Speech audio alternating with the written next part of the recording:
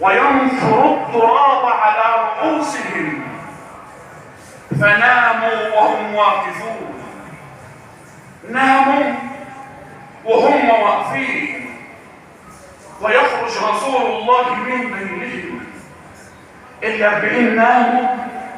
ال40 ناموا. يا اخي انت الواحد فيهم لسه صاحي، تلاقي ال40 ناموا. يا اخي واحد ممكن يكون مفتح عين ومغمض عينه يبحلق كده في نص عينه، لا كله نام. وياتي ابو جهل ويهزهم هزه وهم واقفين، وينفض التراب من على رؤوسهم ويقول لهم اين محمد؟ محمد راح فين؟ وانتوا كنتوا فين؟ وايه اللي حصل لكم ده؟ ايه اللي حصل لهم؟ حصل لهم وفعل معهم من يقول للشيء كن فيكون. ويخرج رسول الله صلى الله عليه وسلم. وانت عارف ان علي بن ابي طالب لما كان المصطفى صلى الله عليه وسلم ليه تنيمه مكانك يا رسول الله؟ تمويه كده، تمويه خدعه عشان لما يجوا يبصوا يلاقوا واحد نايم وخلاص. لا والله الامر اكبر من هذا. رسول الله معاه امانات للكفار. امانات لمين يا شيخ؟ للكفار، للمسلمين لا للكفار. لا هم كانوا بيأمنوه،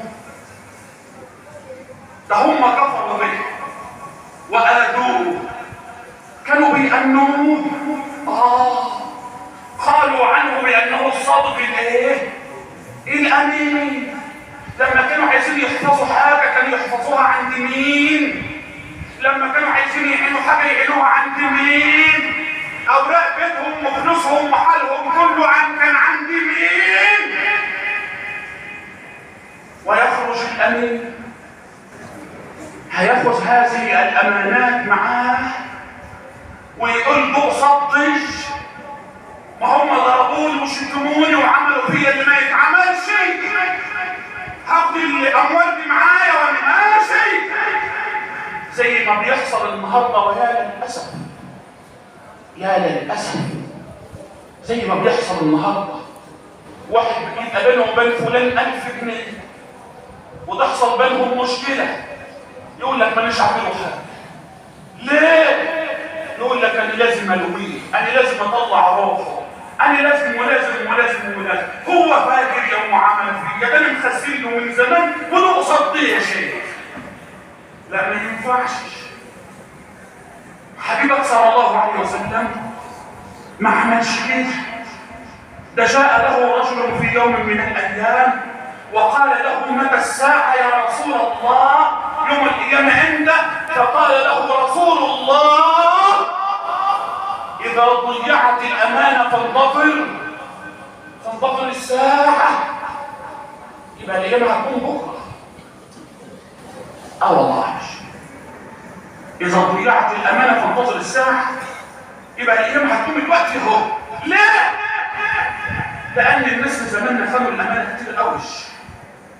لأن الناس في زماننا صوروا وبصموا بعض على حاجات ما يعرفوهاش، والواد بصم ابوه على حاجة ما يعرفهاش، والواد صور وما اداش لاخواته البنات حاجة، واللي خان السر اللي كان بينه وبين صاحبه، واللي باع شريكه، واللي خرب بيت شريكه، واللي لا إله إلا الله. ويخرج رسول الله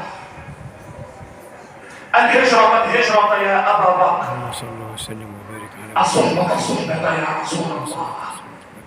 فجاء أبو بكر بجملين. يا رسول الله، جمل لك وجمل لي عشان نركبه في الايه؟ في الهجرة. فقال رسول الله بحقه يا أبا بكر، يعني بايه؟ بثمنه. برغم ان سيدك صلى الله عليه وسلم كان في موقف ايه؟ في موقف شديد، مفيش معاه فلوس، بس قال له بثمنه. لما ربنا يرزقك